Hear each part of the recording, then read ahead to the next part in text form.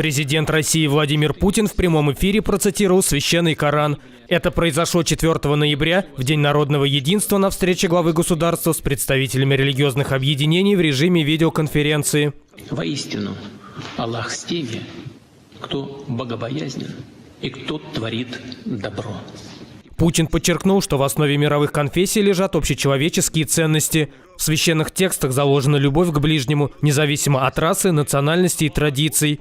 Президент России сообщил участникам встречи, что рядом с ним на столе лежат Коран, Библия, Тора и Ганжур, и зачитал отрывки из них. А вот Коран. Скажи, Мухаммад, не прошу я награды у вас за то, что возвещаю вам веру истинную, а зову лишь любить ближнего. Тому, кто добро творит, воздадим мы добром вдвойне. Стоит отметить, президент России не первый раз цитирует Коран. Так, в прошлом году на трехстороннем саммите в Анкаре с участием лидеров России, Турции и Ирана Владимир Путин использовал в своем выступлении перевод смысла одного аята из книги Аллаха.